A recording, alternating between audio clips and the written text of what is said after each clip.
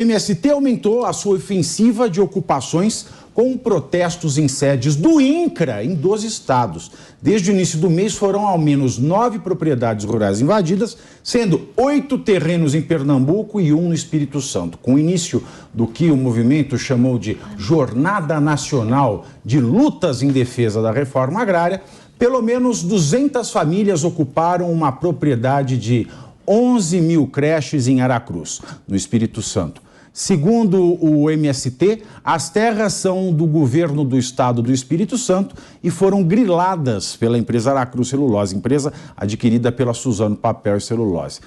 Bom, enfim, a Suzano esclareceu que cumpre a legislação, que é uma empresa correta e todo mundo sabe disso, que ela é uma das mais importantes empresas de papel e celulose do mundo, não só do Brasil. Invadiram terra da Embrapa, do INCRA, e cada invasão dessa tem o dano, que é crime lá no 8 de janeiro, dano a patrimônio público, que é o crime do 8 de janeiro, tem esbulho possessório, que não tem no 8 de janeiro, tem mais aqui. Tem associação criminosa, que tem no 8 de janeiro. Tem incitação ao crime. Por exemplo, as pessoas que se tornaram réus ontem, os 100, se tornaram réus e foram presos por incitação ao crime e associação criminosa. Tudo que tem no MST. O Stedley, que viajou no avião do Lula, cometeu os mesmos tipos penais das pessoas que estão presas por conta do 8 de janeiro. E aí ninguém faz nada? E como é que a gente vai protestar, Rodolfo, se ninguém sabe se pode mais protestar nesse país? Parece que a gente está falando da mesma notícia desde quando a gente abriu o programa, né? O que pode para um não pode para outro. Quer falar comigo? Não, É que você fez assim? Tô concordando. Tá concordando? Ok. Eu perdi meu raciocínio, desculpa. Tô aqui e acabei... Você fez assim, eu achei então que você ia falar vamos lá, comigo. alguém fala aí. O Rodolfo, ele ficou encabulado. É que eu achei que ela fosse falar comigo, ela fez assim, ó. Aí, desculpa. Eu que peço desculpas. Bom, continuar falando do MST aqui pra mim, que é um bando de vagabundos que invade terra. Ponto final. Eu quero falar... Era ele que tava entalado aqui. Bando de vagabundos que invade terra. Não é possível que esse cara tá acompanhando a comitiva do Lula lá. E cadê a transparência? Porque esse cara não tá nem na lista de passageiros.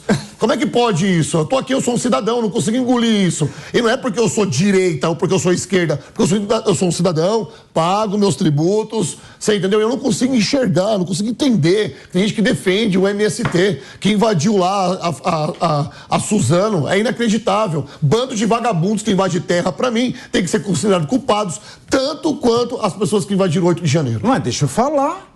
Tem a minuta que estava com o Anderson. A minuta não tem nada a ver com 8 de janeiro. Mas esta minuta é o que mantém o Anderson Torres preso. E o Stedley, que está dentro do avião do Lula. Isso é muito pior que uma minuta, não é, Elaine? Exatamente. A gente não pode ter o ativismo jurídico, né? Mas tem, infelizmente.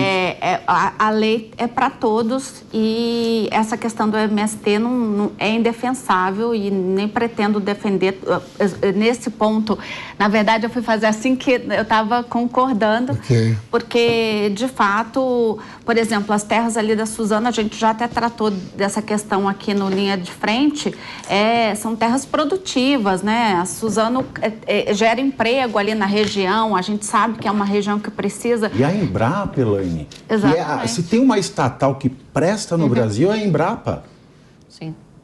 Se tem uma estatal que presta, é a Embrapa. Posso fazer uma observação em cima dessa pauta? Porque na semana passada nós estávamos falando sobre esse João Pedro Stedley. Tá certo o nome, né? É o que fez o videozinho lá. É exatamente o que eu quero falar. Aí você pega o 8 de janeiro, não teve ninguém falando, olha, nós vamos invadir o Congresso Nacional e nós vamos quebrar tudo que tá lá dentro, porque é isso que nós vamos fazer agora. Isso vai ser reconhecido como um mártir nacional nos livros de histórias futuramente. Não teve nada disso. Agora, esse senhor João Pedro Stedley, ele fez um vídeo ainda chamando Abril de Abril Vermelho, porque iria acontecer ainda até o final do mês e nos próximos meses as invasões mais quentes do mercado nacional. Olha que legal. Se isso não for um crime anunciado, o que é isso, então? E pelo mesmo motivo que a tia do Zap está presa porque ela pode voltar pro Twitter, né, e derrubar a nação tweetando, o Stedley tá fazendo pimpão aí os vídeos dele, soltando na internet. Né? E estava no avião do presidente. O MST é definitivamente uma organização criminosa.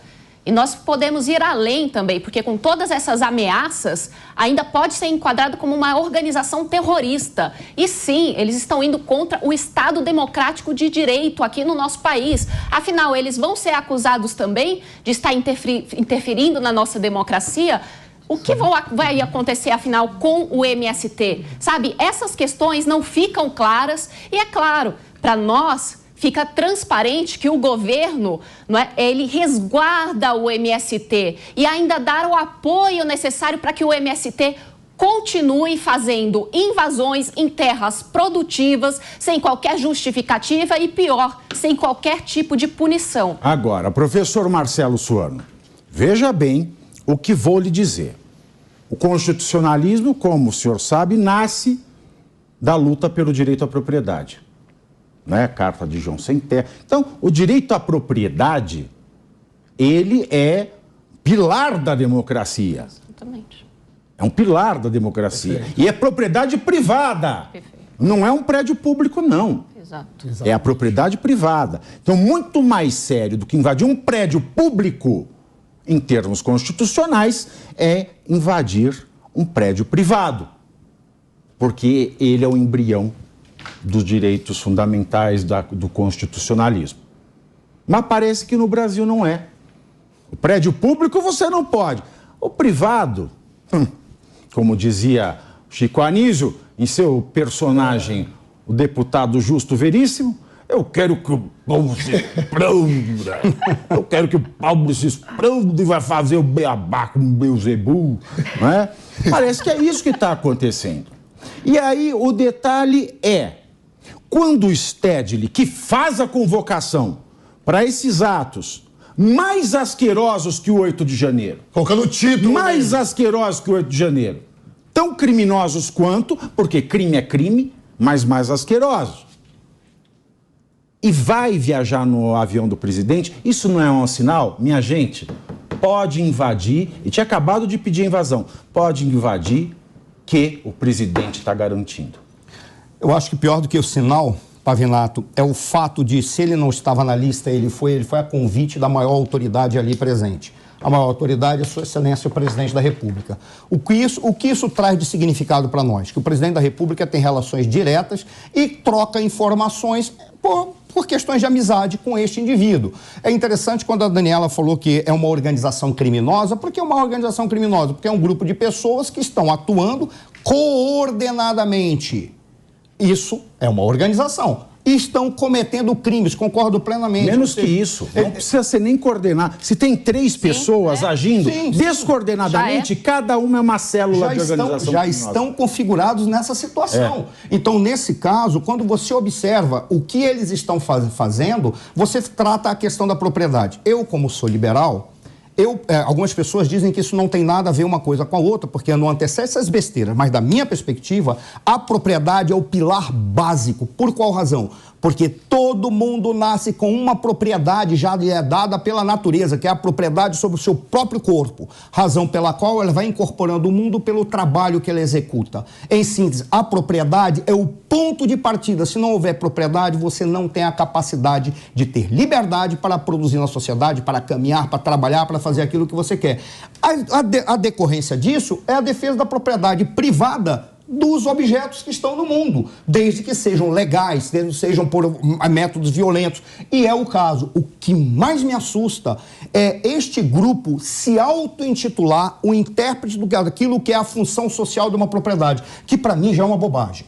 Dizer a função social da propriedade, isso é uma bobagem. A única coisa que pode ser vista é se essa propriedade está sendo utilizada para questões criminosas. Mas a função social já demonstra que tem alguém para interpretar, para dizer assim, não, isso não é social porque não está produzindo tal coisa, mas está produzindo um negócio. É vazio. Mas mesmo que isso é válido. Está na lei, está na Constituição. Pois é. Agora, o que é? Não sei. O que é? Não sei. Mas tem o seguinte, professor. Ele está interpretando. Da mesma maneira que é o Estado que dá o título de propriedade, Você tem que ir lá, registrar no cartório, tomar lucro. Da mesma maneira que é o Estado que dá o título de propriedade, é o Estado que dá o atestado de função social ou de falta de cumprimento de função social. Nunca, se, por exemplo, eu sou um movimento social, eu entro aqui, eu pego um papel de pão e escrevo, este imóvel pertence a mim. Não pode. Mas olha que coisa curiosa, falar da função social, isso seria muito mais fácil de falar, essa propriedade está sendo utilizada para o crime, por isso eu posso intervir. Porque a função social, suponhamos que o cara não faça nada com aquilo, mas é uma propriedade que ele está deixando lá para atuar nela na hora que for adequado, porque de repente ele não tem recurso, então o Estado que coloque dinheiro para que ele possa produzir ali.